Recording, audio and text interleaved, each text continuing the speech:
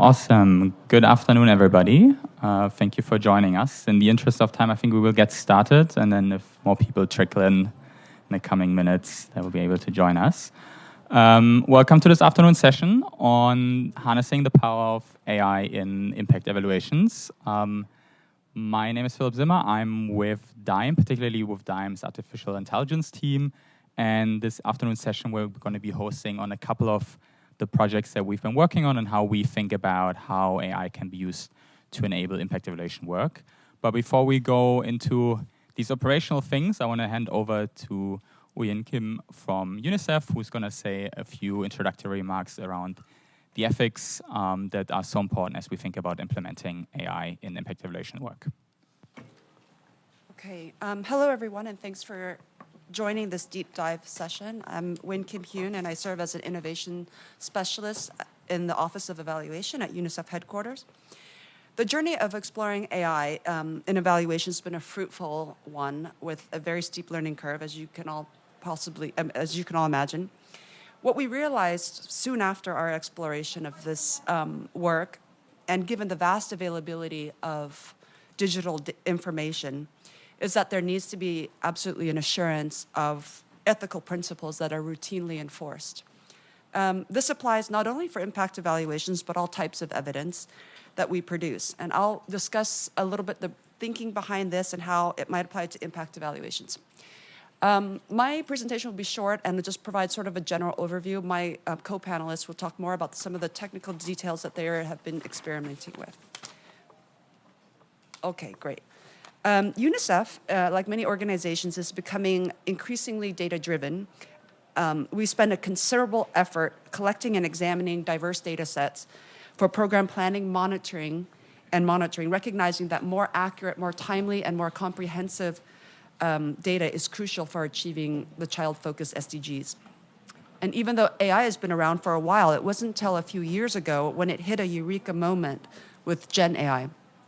And this moment, as you remember, spurred an exponential growth in AI development led by the private sector, namely tech companies. So the world now realizes its immense potential. For the UN, AI is a key digital enabler to help us meet our SDG targets. Several agencies are also developing use strategies for AI adoption. As you know, it's clear that these digital innovations represent a freight train that has been headed our way. And like the discovery of the internet, it will be important to invest time and resources into how we can best use it to improve the credibility of our impact evaluations. For instance, how do we exploit AI technologies to produce more rapid and cost-effective estimations of impact? What are some of the ethical concerns using various AI functionalities along this process? What are the obvious and not so obvious concerns that we need to identify and prioritize? So let me provide a few examples from UNICEF evaluation of what we've been experimenting with. Like other agencies, UNICEF has been exploring ways to expand the use of AI to infuse data-driven insights into organizational decision-making, as well as improve the efficiency of our work. It also provides forecasts and data-driven research to the planning, optimization, and control of our operations. In the evaluation office, we began with applying natural language processing to handle large amounts of qualitative data and generate summaries. Using NLP, we can extract and analyze qualitative data, which includes evaluations, synthesis, research, outcome statements, financial data, and progress reports. We tested NLP in our own databases to scope, plan, and even provide evaluation responses to key questions. And looking back at our experience, these internal data, if quality assured, proved to be very rich and valuable. And so for impact evaluation, AI tasks are equally extensive. AI can help us design an impact methodology by doing a landscape analysis to diagnose data, construct household surveys, and even collect data digitally if and when it's appropriate. It can also help write Python code to help us clean and process secondary data. It can figure out where the vulnerable groups that we are targeting are located and their movements. So in short, AI models have now proven that it can think through an entire impact evaluation process, methodology, as well as anticipate the challenges. In terms of generative AI, safeguards will need to be in place in order to make the data more reliable. For knowledge-intensive organizations like UNICEF and many other UN agencies, AI-powered data processing solutions absolutely must be a part of how we produce rigorous evidence from our impact designs. Okay, so a little lesson in philosophy. We've witnessed the growth in this technology exponentiate in recent years across all industries. Where this might land is not likely to take 10 or 20 years, but more likely 3 to 5 years. So now we are confronted with ethical issues which necessitate an assessment of how much can we and should we rely on AI to produce material for us. And I think the answer is, it depends. If he were alive today, Aristotle would likely argue that human beings need to provide context, interpretation, and nuance towards any materials derived from generative AI. Remember that with Gen AI, the models are trained on information they have access to, which means it serves more like a statistical representation of what's available and what has already taken place. It will not take the place, in my view, of humans having new ideas generating in real time. Said differently, the models cannot be better than the data they are trained on. Even though it thinks and talks like a human being, it is, remember, not human at its core. In other words, AI will not replace thought leaders such as Albert Einstein. So adopting this technology will require ongoing human oversight to answer whether the representation of the material it models is accurate and nuanced enough to be reliable. When looking at the work of other agencies in this area, we realize that ethical principles of applying AI will not be so different than those that are applied in our regular evaluation work. However, some principles will need more articulation and adaptation than others. I won't go into these, but simply say that all the principles need to be applied throughout an impact evaluation process for us to produce strong evidence, strong and reliable, credible evidence. That said, there is now a lot of regulatory frameworks that are being positioned. I'm sure many of your agencies are already starting something of the sort. And given how fast growing AI is, these frameworks will need to keep up with its growth. And in my view, it's not about it's about figuring out how to navigate, assure, and steer the information that AI models produce. So let's get back to Aristotle for a second and think about this a little bit further. One could ask the question, do we know AI well enough to regulate it? I don't think so, but we certainly have some understandings of the risks it entails. Therefore, governance should be more focused on the use of these models, emphasizing its strengths and weaknesses as this technology evolves. And I am one of the people who consider AI's benefits to outweigh its risk. And to close, my final note is this. It's a quote from Fei-Fei Lin, who serves as the director of Stanford University's Artificial Intelligence Lab. She's also the co-founder of AI for All, a nonprofit working to increase the inclusion to increase diversity and inclusion in the field of AI. And she was most recently named Time Magazine's most 100 influential people in the world. And I think her quote harkens back to the early questions that we might have raised when AI was on the upsurge. Can AI save humanity? Or is it a harbinger for human extinction? We think it can do both, but it depends on how we use it. Here we go. That's the conclusion of my presentation. I'll now turn it to Philip. Yeah, thank you so much for these insightful opening remarks. And I think you spoke already to a lot of the considerations that we have been also thinking about in in the Dime AI team as we think about implementation of the different projects that we work on.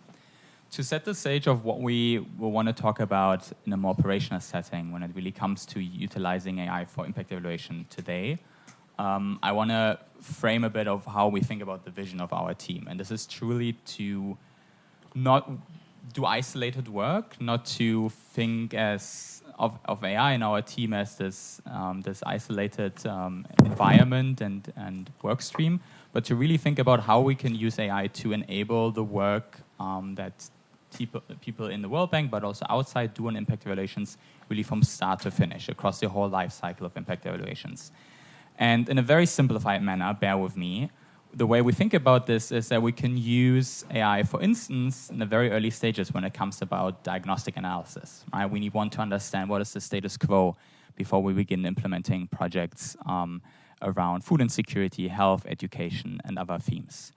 And then the next step, we also want to think about how can we use these new technological developments to think about new types of interventions, novel types of interventions, something beyond what we know so far when it comes to testing different policy options.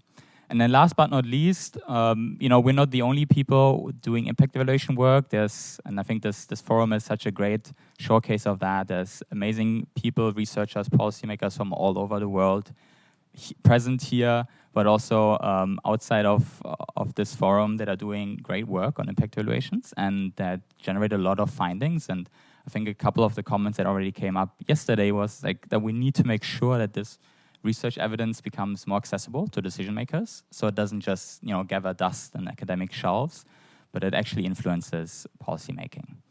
So we want to illustrate a bit how we think about the impact that AI can make across these different stages by 3 example projects. And we're going to start out first on our work on food insecurity. And I'm joined today by Ananth, who was working with us in the past and is now working as a senior research scientist at Google and has been really driving a lot of the work that we did here. And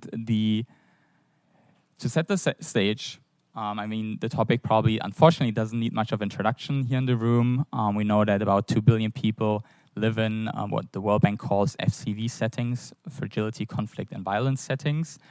And a big overlap of these people is also severely affected by food insecurity, and specifically acute hunger, with estimates ranging to in the hundreds of millions of people that were facing acute hunger just last year and across a wide range of countries. Now, with the topic not really being new to this environment, as you can imagine, there's already significant development financing and humanitarian financing going into this, with both domestic and international humanitarian aid estimated to be over $300 billion just last year. At the same time, a lot of research findings in the past have shown that if we can make sure to allocate these resources early on through anticipatory actions such as anticipatory cash transfers and other policy measures, we can actually increase the impact of the aid that is then deployed and also lower the humanitarian cost and the loss of life by significant margins. Now, this sounds like a fantastic opportunity, and you may ask yourself, so why are we not just doing that, right? Well, a lot of initiatives are already in place around the world. The Global Alliance for Food Security, just one example that we have at the World Bank, where people think about early warning tools, basically trying to showcase, trying to identify early on which regions in the world will become food insecure, so that exactly these anticipatory transfers, anticipatory actions can take place. Unfortunately, what we've realized in a lot of the conversations that we have in our ongoing work jointly with colleagues at GAFS, but also colleagues at WFP, which, as you might know, also facilitates the very impactful hunger map, is that their work is unfortunately hindered and can't achieve its full potential due to data gaps. And very intuitively speaking, a lot of the work of providing these information products with data is through surveys, and as we all know, this is extremely expensive and extremely time-consuming, right? And to take it a step further, we talked about how food insecure regions and FCV settings are very much overlapping, very much intertwined settings. Oftentimes in conflict settings, it is even more complicated to collect that data, irrespective of cost and time delays. So that very often these information products just simply suffer from data gaps and cannot be complete.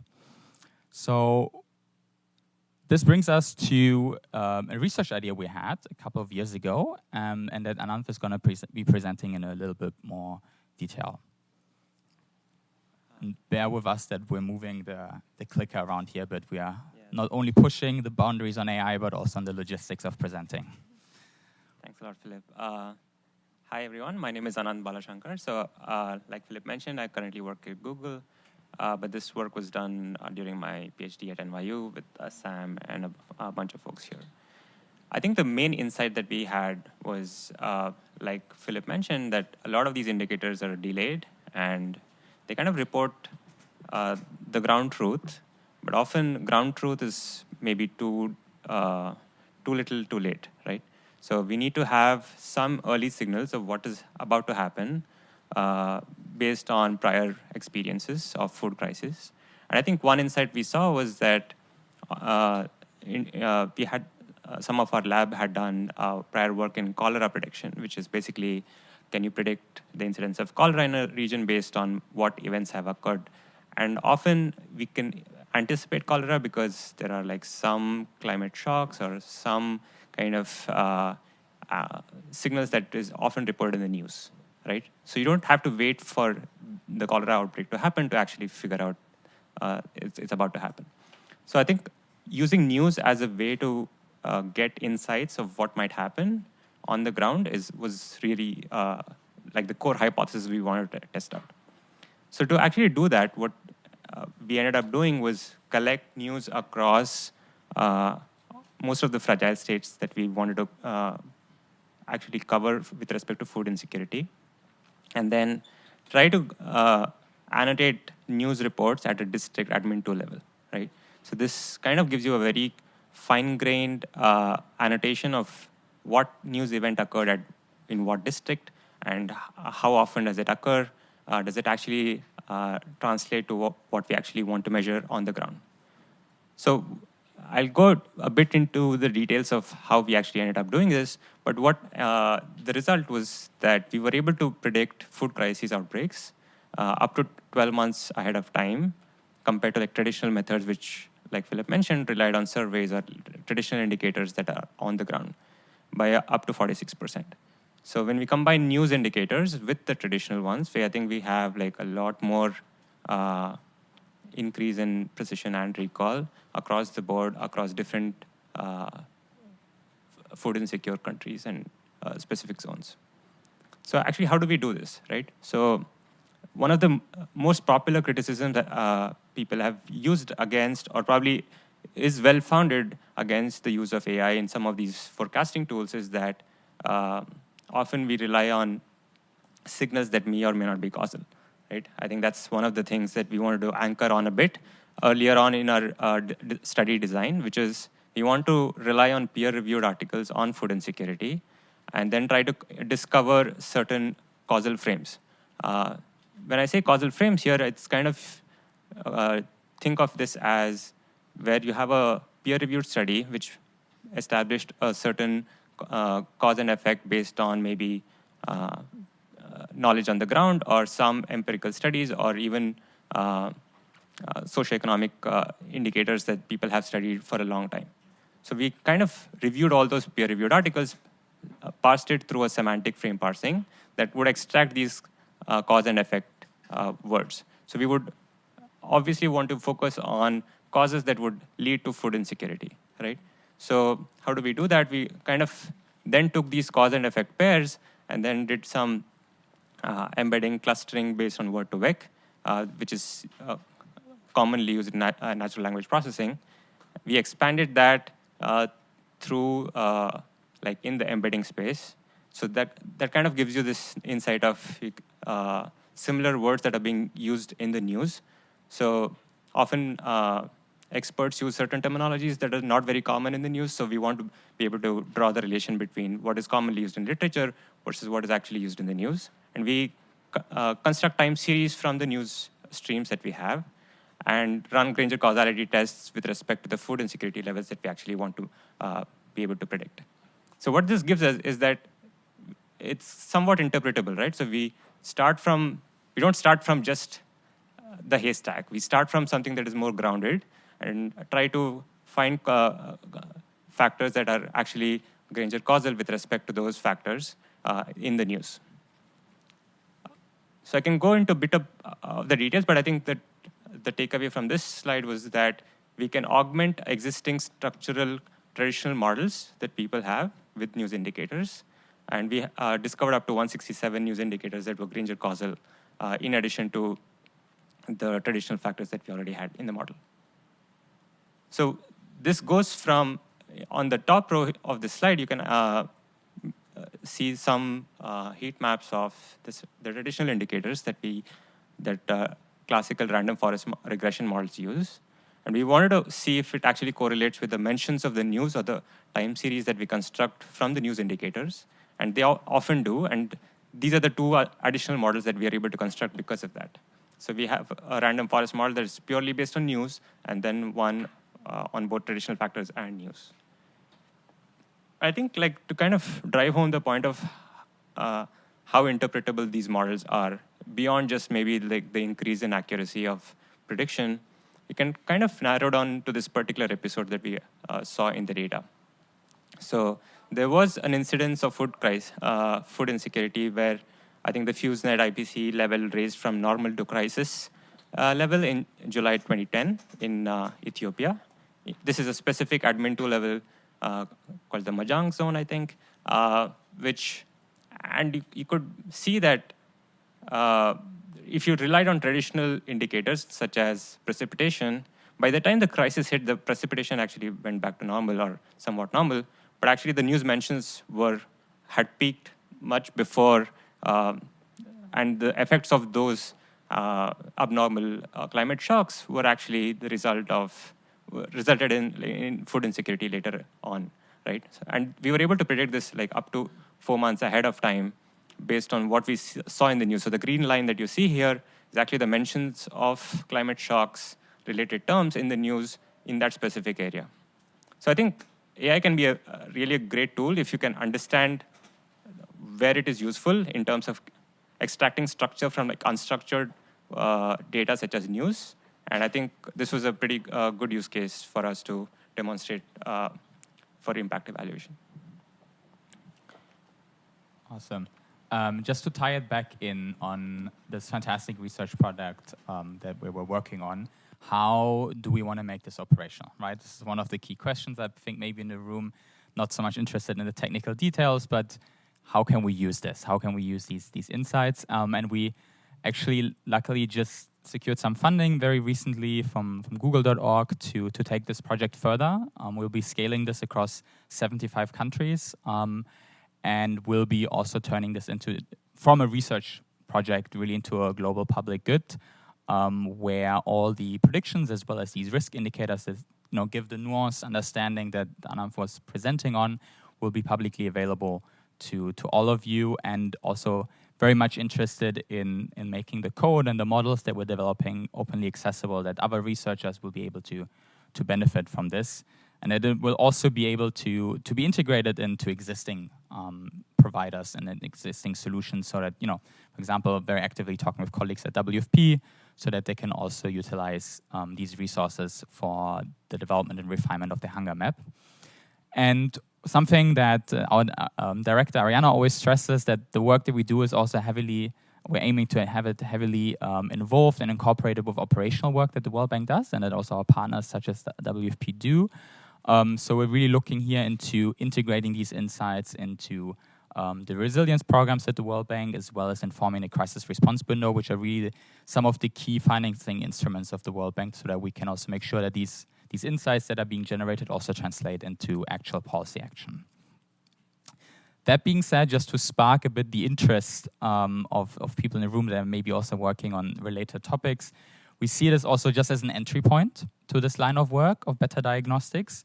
There's a lot of room for extensions, whether that is speaking and thinking about the linguistic representation, incorporating local languages into the work that we do for better coverage, thinking about integrating remote sensing, and they're also thinking about some of the work that was presented yesterday on GIS-enabled impact evaluations and the fantastic line of work, but also thinking about other media and how they give us insights, whether that's from radio, whether that is from social media.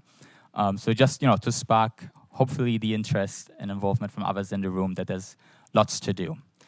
That being said, before we move on to the next line of work in the project we've been doing, I want to also already give an opportunity to the audience if there's any immediate questions.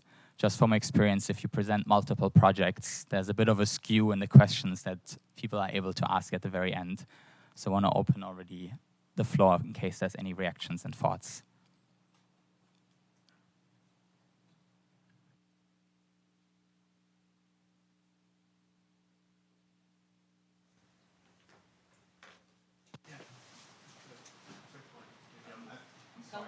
Come to the table. Yeah, I think you have to press the button and then you will be given speaking rights. Who's first? 29, 13. I think that's me since I'm red. I'm just curious. I think this work is the work that you presented was fascinating, and one of the things that I wonder about is, with these additional sources, what the probability of false positives are for this kind of thing. So accidentally predicting a cholera outbreak or a drought that doesn't. I mean, obviously you want to minimize false on both sides, and so what I feel like we saw was the potential for catching things that we wouldn't see before. But what's the risk of over-identifying things that won't happen? Almost exactly the same question, just a better sense of the quality of your predictions and how accurate they are. Yeah, I think that's a great question. There are maybe two ways of mitigating that risk. One is, how did we get to that golden number of 167, right? I think that was one of the ways we filtered down from like thousands of factors, which may or may not have been predictive, down to based on like Granger causality tests.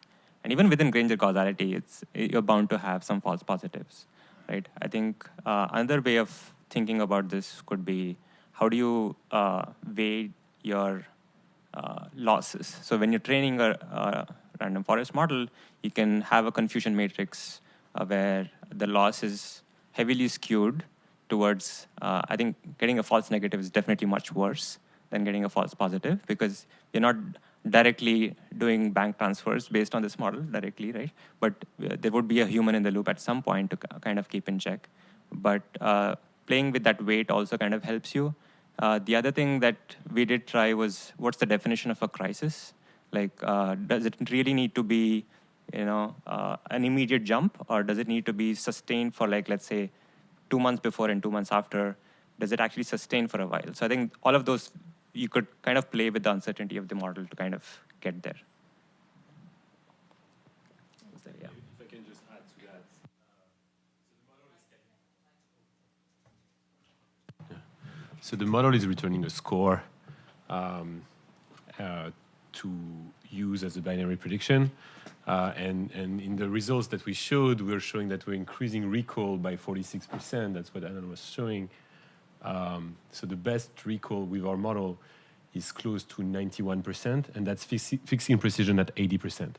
But you can play with the level of precision that you're willing to accept, and that would change your recall as a result.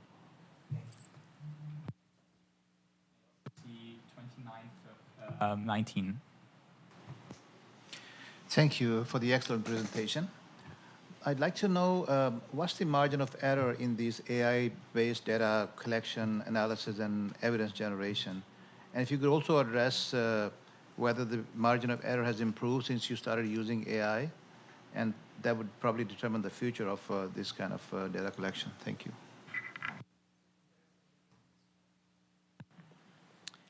Yeah, I think when you say margin of error, do you mean like measurement error, or is it more of the confidence of the model itself?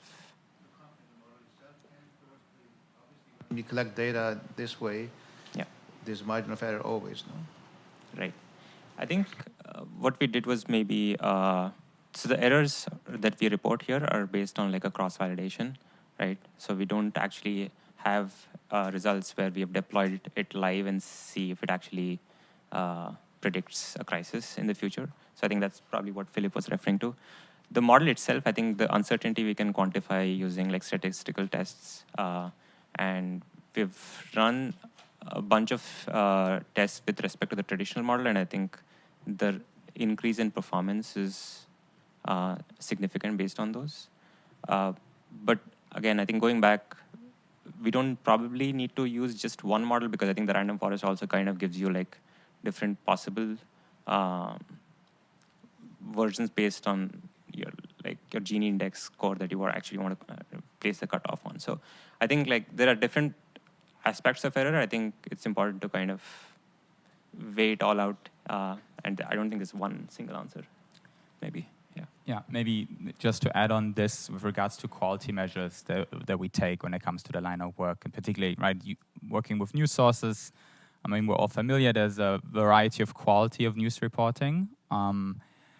And what we do is here we work with established news aggregators that are very much used also by the private sector. So this is, we're not just like wildly scraping the internet and taking what's out there without any validation mechanisms. But there's a very, very rigorous process of evaluating which news sources are valid and provide, to the extent measurable, accurate information. And whenever we think about local implementation of the insights of these models, now we have a pilot currently going on in the MENA region with an operational team by the World Bank. We also involve our local partners in validating these news sources further, just to make sure really we don't introduce any quality errors when it comes to the data sources themselves.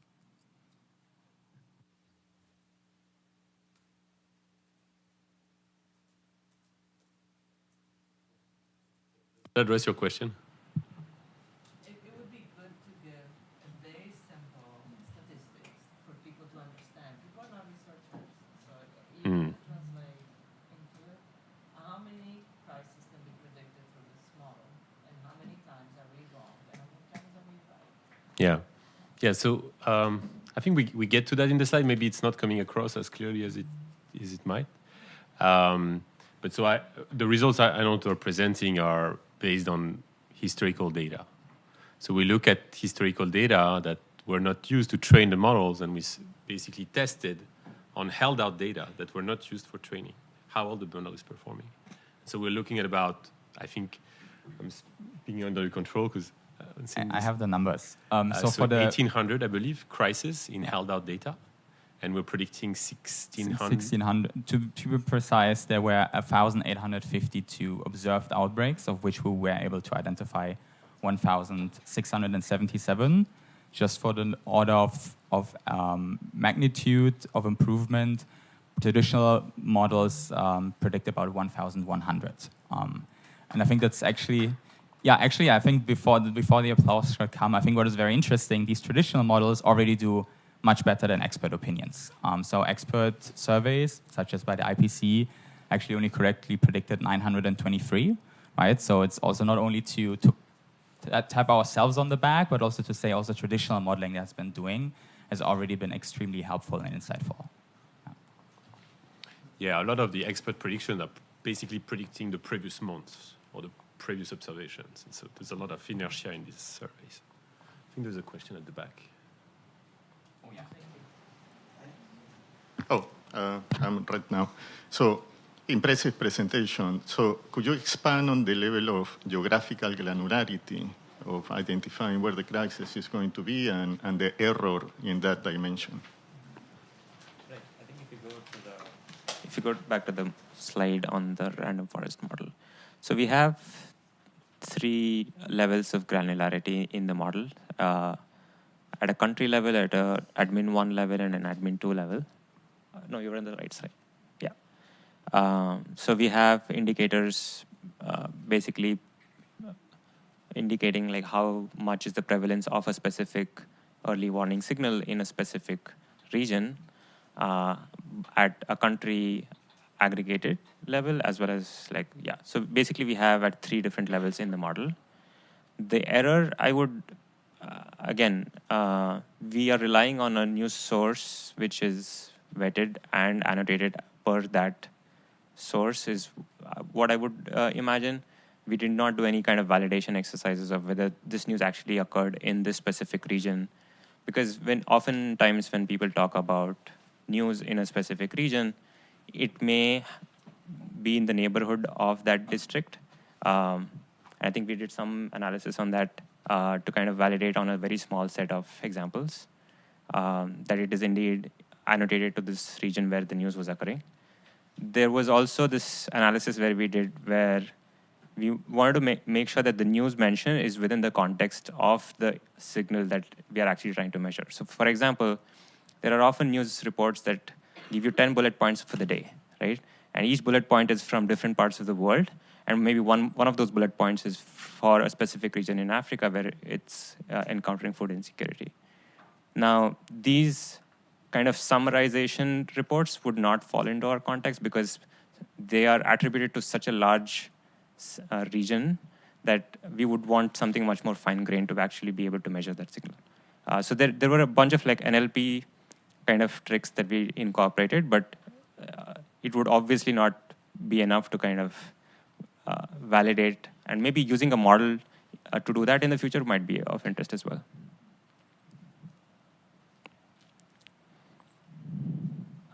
See 2919 next on the list.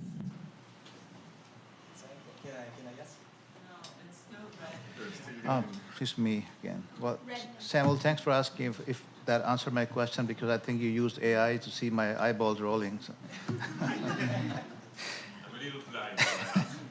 A couple of things. I think since yesterday we discussed a lot about cost effectiveness of the programs and the evaluations. So my first point is I don't know how AI contributes to minimizing the cost of evaluations. And second is using AI, are there any privacy issues that concern us? Because when we use AI in different methods, private sector uses it all the time. And these privacy issues come up all the time. So when we talk about our beneficiaries, we talk about the accountability to affected populations, and we talk about their data protection and privacy. So are there any concerns involved in this? Thank you.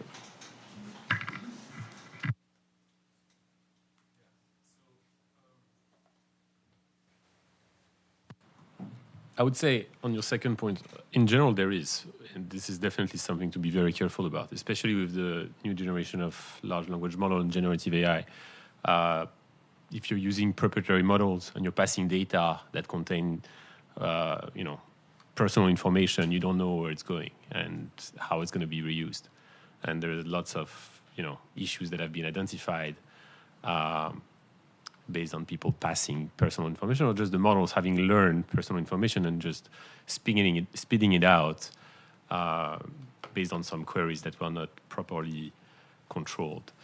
So I think this is definitely a big concern in general. In our case, at least for what we've been just presenting now, we can discuss it for how that applies to other parts of the presentation today. I would say that one of the limitations is we're not using personal information, we're using news. So, all of this information is public. If I can point to one limitation is that although I think we are definitely improving the status quo when it comes to collecting, processing, and using information in regions where it would otherwise be very hard to collect data, we're still limited by news availability. So you don't necessarily need journalists on the ground, but you need people collecting, gathering this knowledge and then sharing it with the world. So we're definitely seeing that, going back to your first question, the performances of the models are obviously better once you have more people reporting. And by the way, we're not relying on just a few large sources. There is really a long tail of journalists and different news outlets, about 5,000 of them that we're using for these models and these predictions. But the point remains that I think the concern in this case is more data access than sharing things that we shouldn't be sharing. Now I forgot your first point. I'm sorry. Cost effectiveness. Yeah. Yeah. So again, on this point, this is not personal information, so I don't think it applies. Then on cost effectiveness, so this is something we're starting to explore for which we already have some evidence, and some colleagues in the room, in my group, including Paul, might be in a better position than me to comment on, because we've already done some studies, some of them published, on how much you're gaining in terms of cost effectiveness on anticipatory cache transfer if you're using high-frequency sources of data, including satellite imagery. So this is something that we're also exploring in this project now that we're building this global public good, where we want to see how implementing an information on the ground using this information can actually improve the effectiveness of interventions. But that's something that's ongoing. We haven't implemented yet. I don't know, Paul, if you want to come in.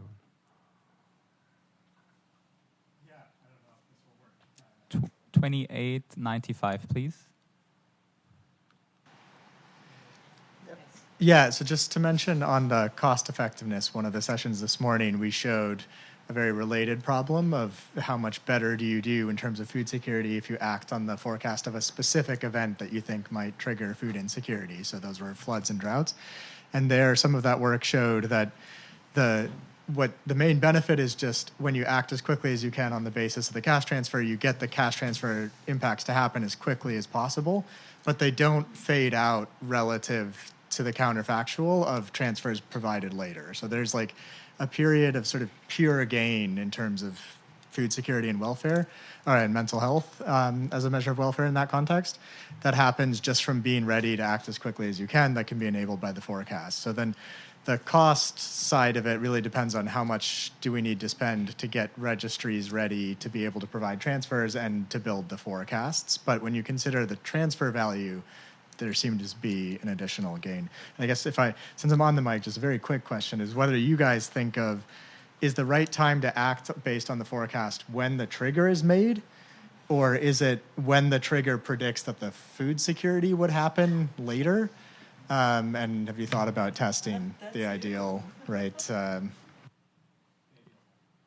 Yeah, so if I may, I think it's an open question. I don't know, but I would, my intuition is that you care more about the precursors than the forecast. I think some people, I would care more about the precursor because I guess it happens in advance, and then the forecast depends on your model. Whereas the precursors is basically just substituting for lack of information with high frequency data. So, yeah. A stimulating discussion, but we're going to shift to a slightly different topic and talk about combating online hate in the age of AI. So, hi everybody, thank you so much for being here. I'm Niyati Malhotra. I'm an analyst in the Development Impact Department of the World Bank, and I, along with my colleague Sam Freiberger, are going to talk to you a little bit about how we combat online hate and what this implies for real-world violence. But before we begin, I kind of want to set the scene and try to convince you that we should care about online hate as it manifests in social media platforms because it is related intrinsically with offline instances of violence. So on the screen in front of you on the left side is an image of a person who most people in this room probably don't know.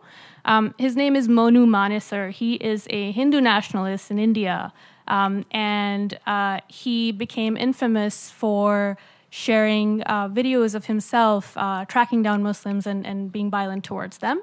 And his reward for this was actually a Silver Creator Award from YouTube, which is an award that's given to social media personalities with over 100,000 followers. He also received a blue check mark from Twitter and a verified badge from Instagram. Now, eventually he was removed from these platforms, but this was only after he was able to rack up hundreds of thousands of followers and hundreds of thousands of people saw his videos and posts. Another example, maybe a little bit closer to the scene, we're all in the United States this week. We all know what happened on January 6th in 2021 when far-right groups used social media platforms to coordinate an attack on the US Capitol. And maybe more relevant to this group, Rohingya minorities in Myanmar were targeted with hate speech on Facebook, and that group continues to face persecution today in Myanmar and elsewhere. So this really suggests that we should care about hate content detection on social media platforms as policymakers, as organizations that work towards improving peace and prosperity and reducing fragility. And the good news is that we do have AI tools now that are capable of detecting hate speech and helping us address this problem. So to illustrate this, I want to take us to an example from Nigeria. So Nigeria is a diverse country. It unfortunately has been the site of ethnic, political, and religious violence and unrest. So in this context, we built an AI-based hate speech tracker which looks at social media posts, specifically on Twitter. And what we found was that we are generally able to track whenever there are events of instability in the offline world, we do see spikes of hate speech in the Twitterscape, if you will. What this suggests is that, this should maybe mean that, we can just take a bunch of user-generated social media posts, feed it into a large language model like ChatGPT, let's say, and generate a hate score. And organizations can just use this information to understand what groups are being targeted, who is being targeted, etc. But unfortunately, it's not so simple, and this is largely because large language models like ChatGPT, like Gemini, are biased, which is to say that they are not necessarily culturally attuned to understand the nuances that exist in different cultures and different countries and contexts. And this is particularly true when you think about low-resource languages that are not that available on the internet. So if you think about Hausa in Nigeria, much less represented on the internet than, let's say, English, which means that models that try to predict what's happening in those languages aren't going to perform as well. And this is geographically true as well, where we see, for instance, that Africa as a continent is just underrepresented in AI data sets and models across a range of use cases. But specifically in the case of hate speech, we see that representativeness in English hate speech data sets is particularly low for Nigeria, which is underrepresented by almost 5 times relative to its English-speaking population. And countries like the USA and the UK, which obviously dominate in terms of the volume of data and content that comes from these countries on the internet. So our team is building a context-specific AI model for hate speech detection with a particular focus on Nigerian Twitter. And the way we're doing this is by sampling posts on social media platforms using country-specific lexica and dictionaries. We are also employing ground truth labeling, where we have Nigerian colleagues who understand the context review a set of social media posts. And then we're feeding this ground truth labeled data into the AI prediction models we use for hate speech to make them better at predicting the cultural norms and nuances that go into hate speech in the context of the Nigerian social media landscape. And what we found is that our model has made major improvements relative to existing solutions. So when we consider what our model is able to do, it is able to predict 10 times more hate speech relative to commercial models such as ChatGPT. And if you're interested in understanding the nuances and the sort of methodology behind the paper and model and data set, I encourage you to scan the QR code on this slide. All of the materials that we produced are available open source. I'll give you a moment to do that. Take 15 minutes, yes. All right. So we've talked about our ability to do hate speech detection, and we do show pretty good results. But it's important to think about solutions and what we can actually do with this information. So to talk through that, I'm going to pass over to Sam to take on the daunting task of talking about solutions. I don't know if we'll find a solution today. Yes. Okay, so let me just go back to what Niyati was showing. So this graph actually shows pretty impressive results. Again, you can see the details in the paper. ChatGPT is very impressive, and all these great LLMs that we have, but as we said, they are not geared towards low resource languages, and making them, or customizing them on local context-specific data is paramount in order for them to perform on tasks that are useful in the context in which we operate. But if you're careful on this graph, you will see that the absolute performance of a model is actually not that high. And the problem here is that a lot of these hate speech detection models that you see out there are trained on ad hoc data sets, but when you actually evaluate them in the wild, meaning on randomized evaluation data, you realize that it's actually a very hard task. Even for models that have been trained in context, it remains a very hard task. So what does that mean in practice? Oops, I'm going in. What does that mean in practice for content moderation?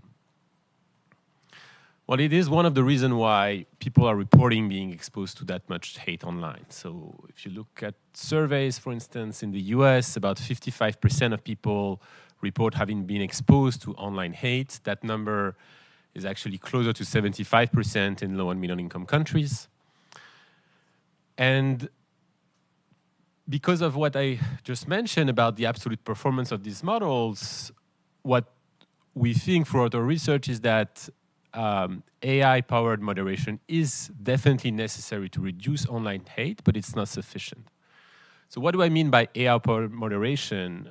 Well, typically what happens, because these models don't have 100% accuracy, what platforms resort to is human-in-the-loop moderation. The way it works is you have AI models that are identifying problematic content that is being flagged, and that content is then being reviewed by moderators to determine whether it's hateful or whether it has other types of problematic content within it, to decide whether or not to remove it or to suspend the user. And so we've actually been doing large case studies to understand how much of this problematic content could, in theory, be removed if the platforms were using the best available technologies. So the way we did that is we sampled basically all the content that was published on Twitter over a short period of time. And then we either used, for the Nigerian case, the best classifiers that is out there, is the one we developed, but we also used the best classifiers of hate developed by other teams for other countries to see how much of this content could be removed if platforms were using the best possible technology paired with human-in-the-loop moderator. So for smaller markets, like Kenya, for instance, you can see that's the turquoise bar chart that I'm showing. Kenya, 100% of hate content could be removed with human-in-the-loop moderation. But as you go to bigger markets, such as India, Nigeria, or the US, there's more content being produced, there's more hate content being produced, and that task becomes increasingly challenging. It also becomes increasingly challenging as more and more people are active on social media and generate content in these smaller markets. And of course, there is what's theoretically possible, and then there is what's actually being done by platform.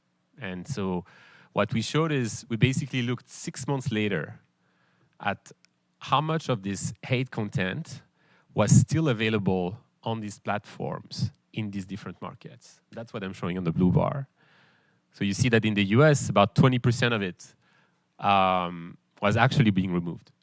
And that proportion is smaller in these other markets like Kenya or Nigeria. It's closer to 10%.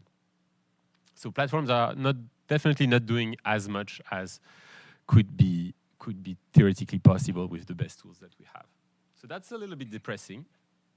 And so it got us thinking of what else could be done. And this is where we decided to implement an intervention to try to change the norms around posting hate content.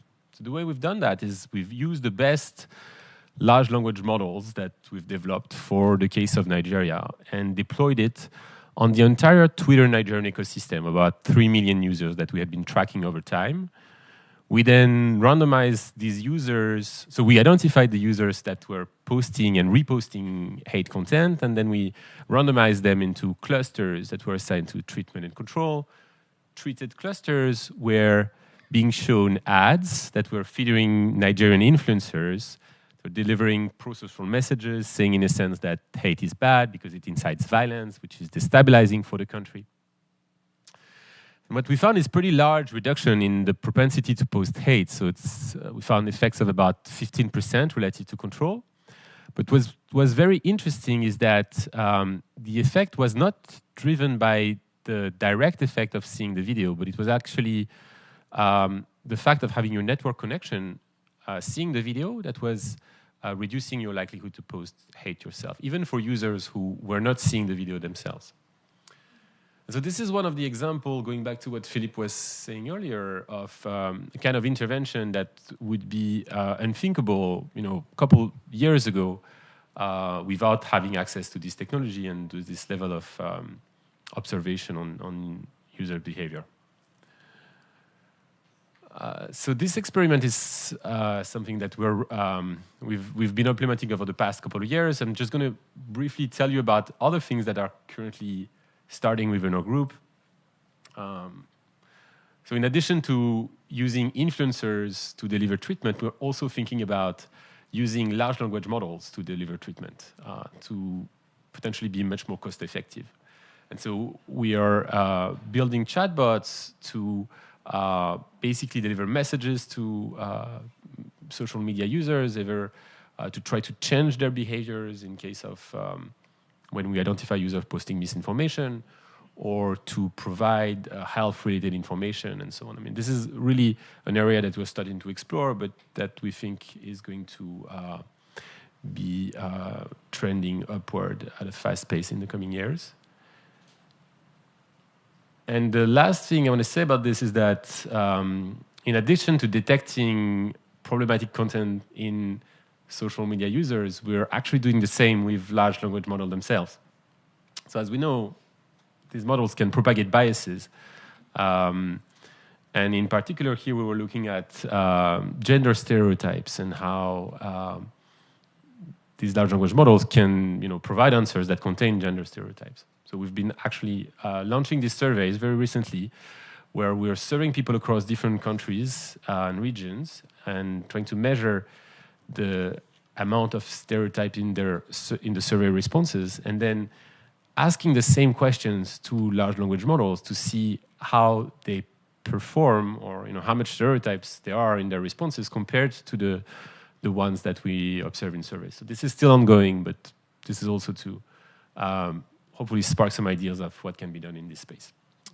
So I'll now pass the ball to Madeleine for the next stage. Unless we take more questions now? I think we do have a few minutes if there's any immediate reactions for like 2 or 3 questions that we can bundle. So I see 2898.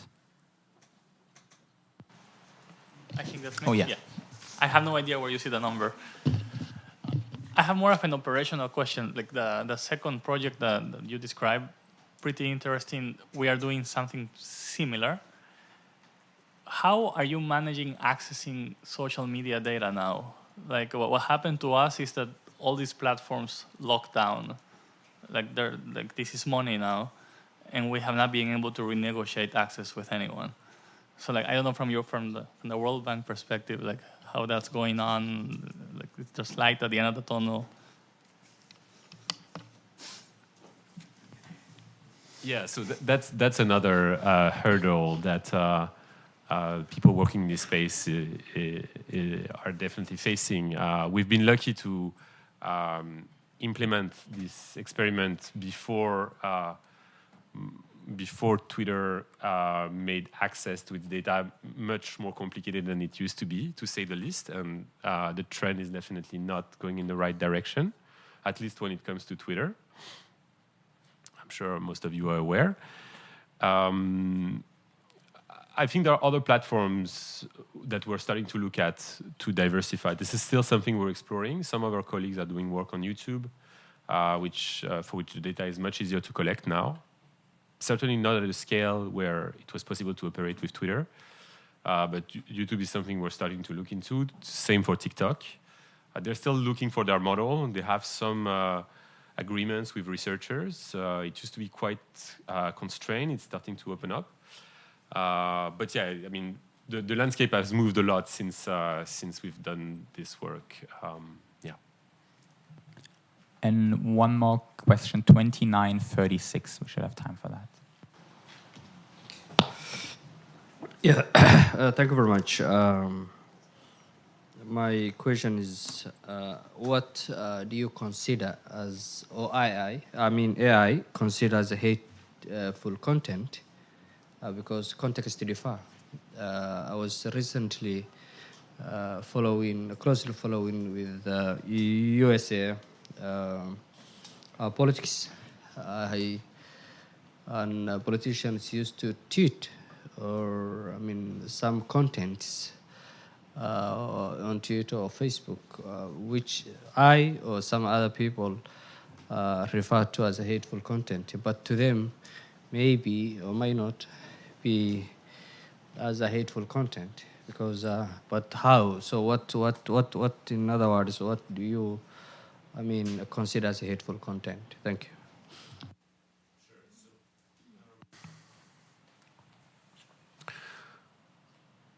So I agree with you that there is a cultural and context-specific dimension to this. Having said that, we're pretty objective in our definition. We're looking at specific form of hate, focusing on ethnic hate, gender-based violence, violence or hate content targeting sexual minorities. And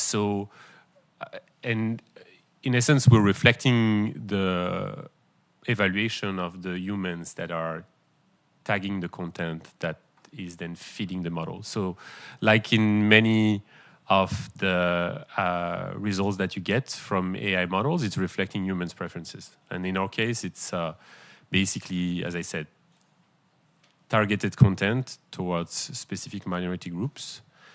And it's reflecting the definition of the UN, I should say. Wonderful. We've almost caught up completely on the planned schedule. So there is one more, but maybe we can save it for the end, if that's okay, so we can make sure we can cover. Yeah. So as we've heard for the last couple of days, there's a lot of exciting work being done around impact evaluations. A lot of people working on extremely interesting interventions and projects.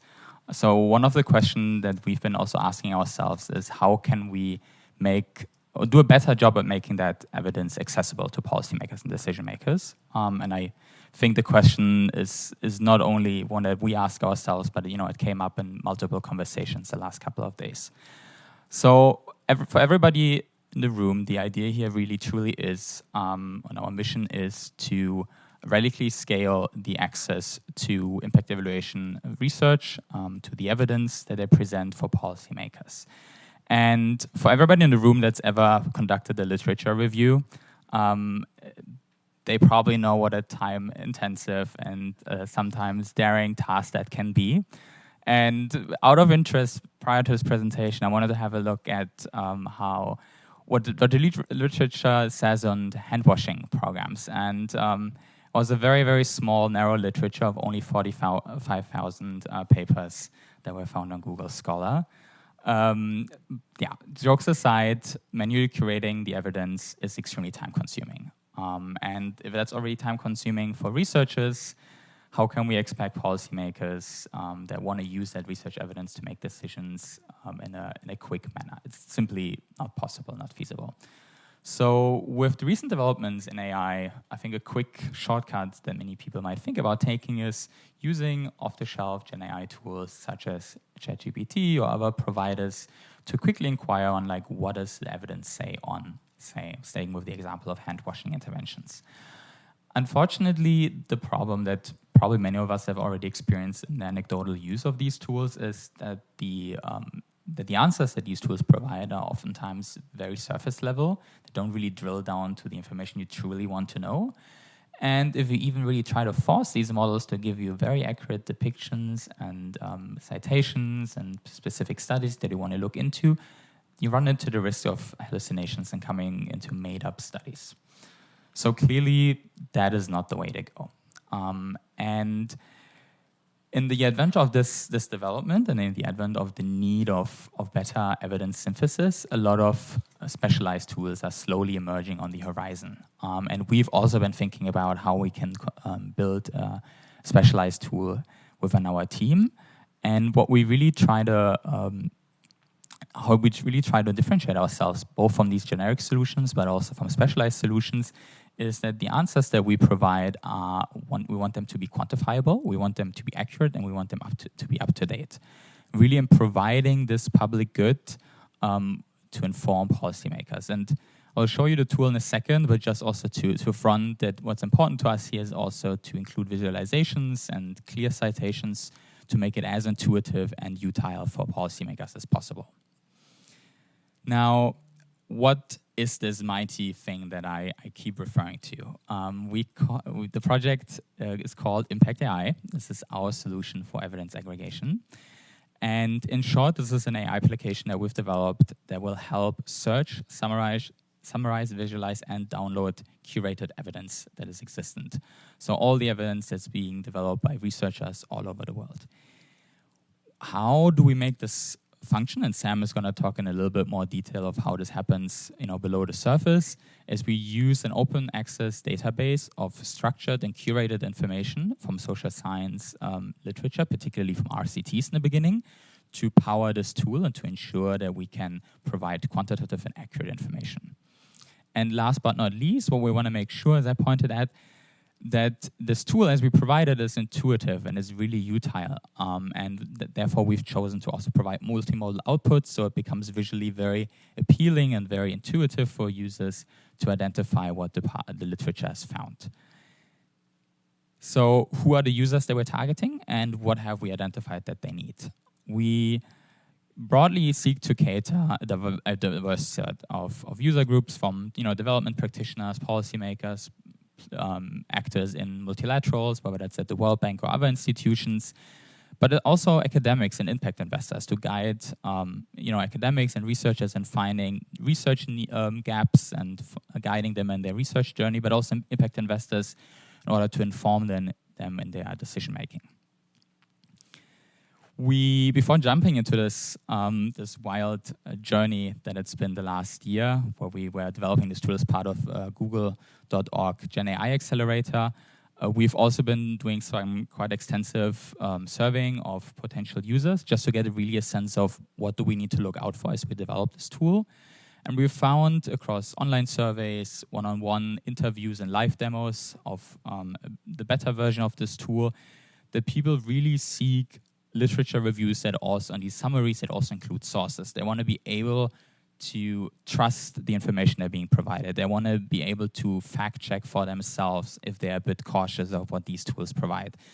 And moreover, they also want to have access to that structured data in many cases, right? If you think about, you use our tool to get a better sense of what's happening and what's working, but maybe you want to dive deeper and maybe you want to do some downstream analysis. This is also something we've observed. Now, let's have a quick look at the tool, very exclusively for all of you today. In the end of the day, Impact AI looks to the user pretty similar to your favorite chatbot. Users get some suggested topics that could be inquiring on, but they can also ask with natural language on different queries, different questions they might have. For example, staying with the example of the effectiveness of hand-washing campaigns. I'll jump further in the interest of time. Once you've asked a question, then the tool provides a research summary that directly links all the statements and all the factual statements that are being made in it to the respective information source, the respective study the insights come from. So for example, if one of the main takeaways is that provision of hand sanitizers has shown promising impact on health outcomes, the user can then directly click on this factual statement and will be guided and linked to the respective effect sizes, as you can see on the plot on the right side, but also directly linking then for each respective outcome, each respective observation, which study this observation is coming from. And similarly, just waiting on the video for a second, these sources are then also provided in a literature overview, so you can directly jump to individual sources, get the entire citation, and can then, if you're interested in reading a little further on an observation that strikes your eye, go into Google Scholar and do a deep dive. And then last but not least, also seek to guide users really through a journey of research exploration, giving them some suggested follow-up questions that might relate and might be of interest to them.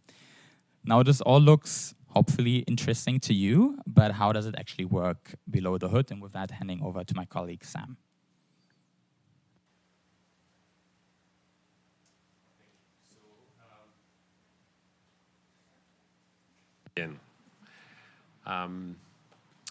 So I don't want to bore you guys with too much technical details, but I think it would be interesting to understand, especially for this community of people that want to produce accurate evaluations, how things can be done with AI in a safe, sound, and accurate way. And I'll try to be brief and give time for questions because I see that we're almost out of time. So this is what the architecture of the product looks like. How many of you are familiar with RAG systems? Okay, so I'll start from the beginning. Just keeping it simple, basically, the way it works is that a user can ask a question to the chatbot with the interface that Philippe was showing you earlier. And contrary to one of the numerous assistants, AI assistants that you see out there, the way our system works is that it's actually converting that question into a query to a database. And I'll show you in a second what it looks like in practice. So that's what the piece at the top does. It's called the retriever. And that database is the knowledge database that I'm showing here in the middle. It's that structured database of impact evaluation that contains detailed information about policy interventions and their effect sizes on different outcomes in different regions, affecting different populations and so on. Really a very detailed set of curated information that were extracted from the entire impact evaluation literature that we've been collecting over the past 2 years. Extracting using a lot of manual curation, but now more and more large language models that have been trained to assist humans in this extraction and curation process. And so, again, think of a query such as what's the impact of cash transfer on consumption. That query is going to be converted, as I said, into a structured query to the database, and the information extracted from the database will then be passed to another large language model that's going to look at the data and summarizing into a text that's going to be easier to understand for the user. And that's also going to include interactive visualization of the data that's contained in the response. That's what the database is like for the moment. We've been building this tool right now as a prototype, as Philippe was saying, as part of this Google Accelerator that we've been part of. It has about 500 papers for the pilot database, but we're aiming to scale this by an order of magnitude when the product will be released in April of 2025.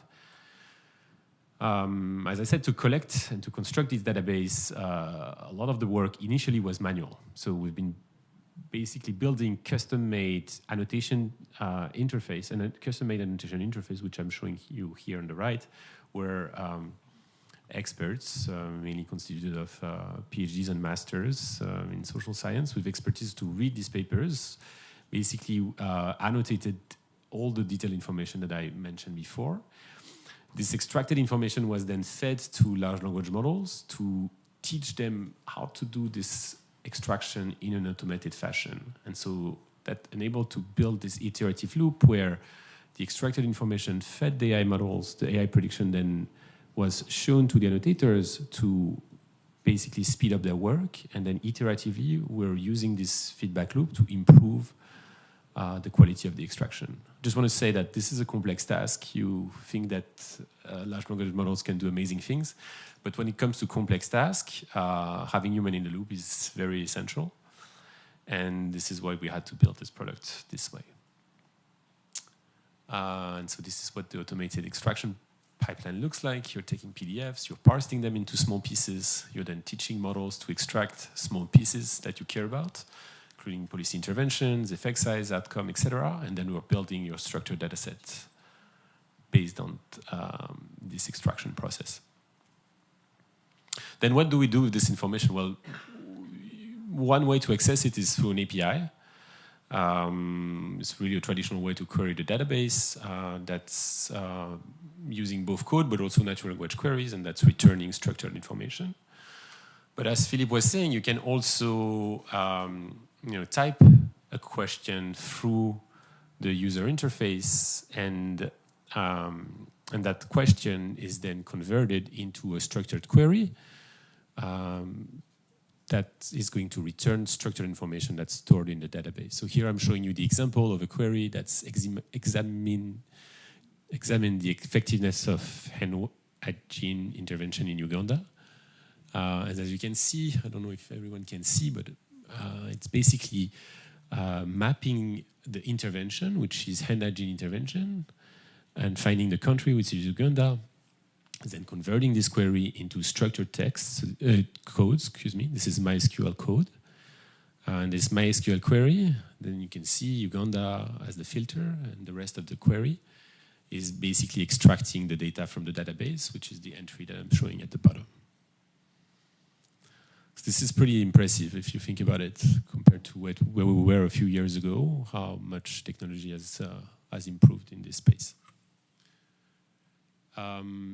And so the last piece of the puzzle is this summarization that the product provides. So it's really, I should say, a very descriptive summarization. We are teaching the LLM, the large language model, to look at the data that's extracted from the database and to write a text to really describe very objectively what the data contains. And so that's also being done in an iterative fashion where through a process that's called reinforcement learning, where the output summary is being ranked by humans, comparing different summaries produced by the model and then ranking its quality. And that ranking is basically iteratively feeding the model to become better and better at summarizing the data set. So right now, we're mostly maximizing accuracy of the content of the data set and how it's being translated into the text, so that you can see that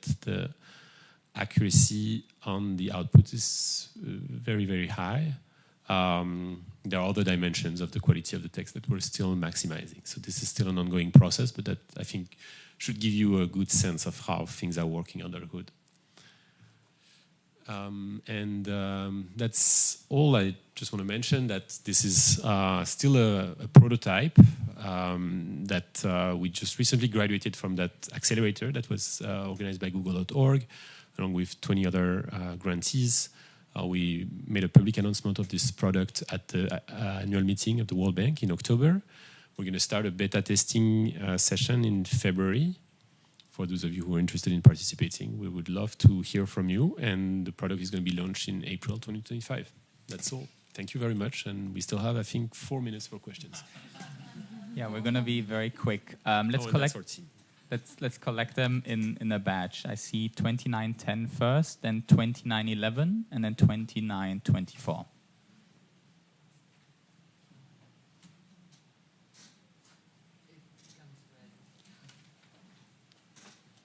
Can we have 2910 activated, please? think there was a... Well, just very quickly, you might be wondering why a place like DIME, specializing in impact evaluation, is actually doing AI. And it is not accidental. So DIME specializes in working with operations and policymakers in a co-generation of impact evaluation evidence that then gets adopted in real time into our programs. AI is something that is being, is moving at the speed of light in countries like the US, but the applications in low resource environments is actually lacking. And we thought we could actually combine our economics expertise and an expertise in impact evaluation with AI tools designed to work for the countries that we serve.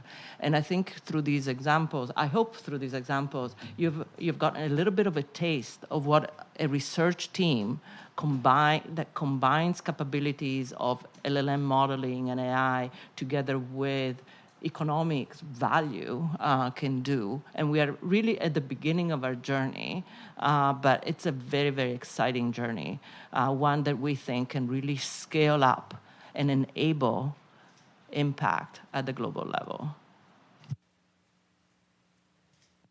I think 2911 is next.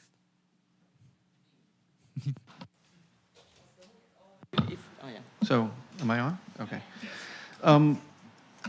So, I'm reminded of the great American philosopher. There's a lot that I'm very excited about with what you're doing, but there's a lot that I'm not, to be perfectly blunt. And I'm reminded of the great American philosopher, Spider-Man's uncle.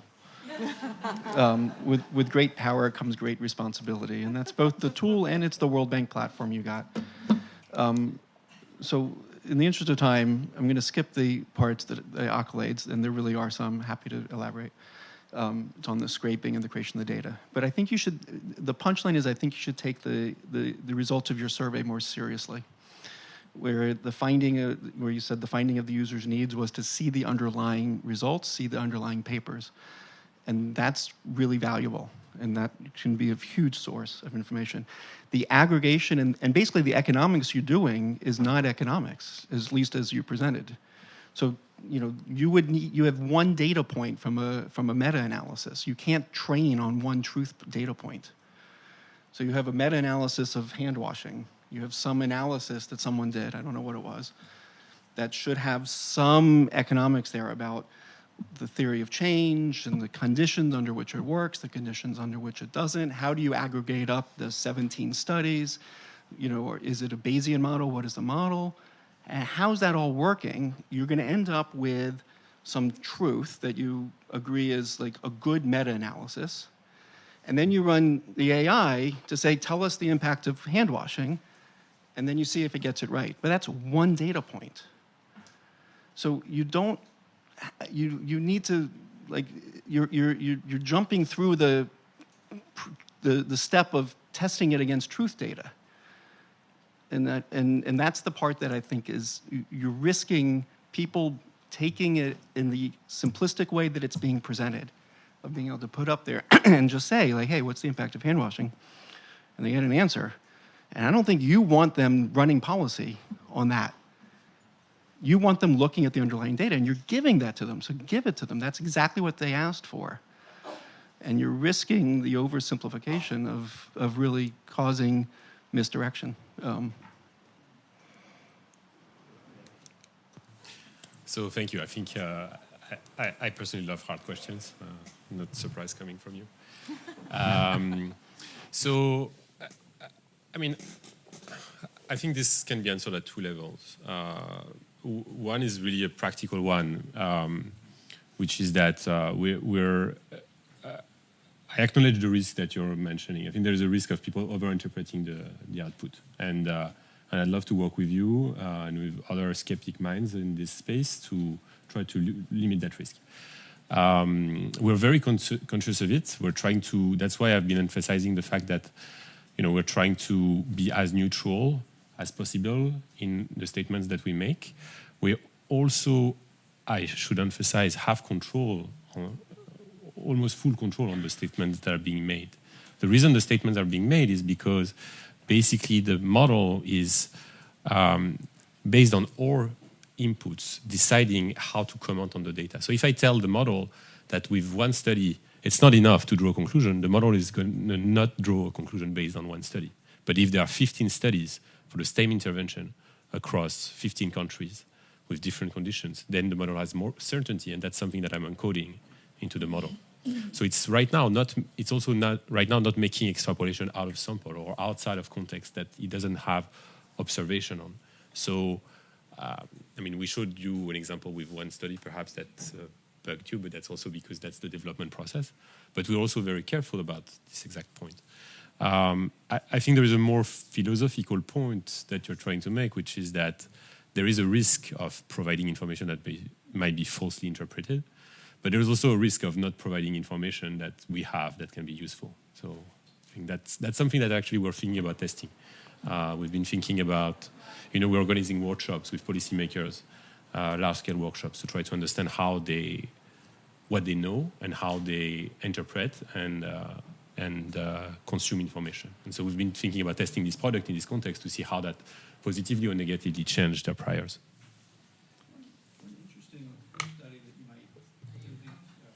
you could plug in is the paper by Noam Angrist and Rachel Meagher on teaching at the right level, right? So the reason I think that would be an interesting one for you guys to test, because that's a study that shows that this program teaching the right level gets a point estimate between 0.2 and 0.8, which is a pretty big range. And if it's all you saw, you'd say, well, okay, those are all good numbers, so maybe I'm happy, but that's still a pretty big range. But then they dig in and they can actually explain the variation between 0.2 and 0.8 on some implementation issues, right? Now, forget I told you all that, and forget you ever read the paper. Or saw the paper, and just feed those papers into the data set, into your AI, and see if it can come up with an answer that actually nails the explanation for that variance in treatment effects.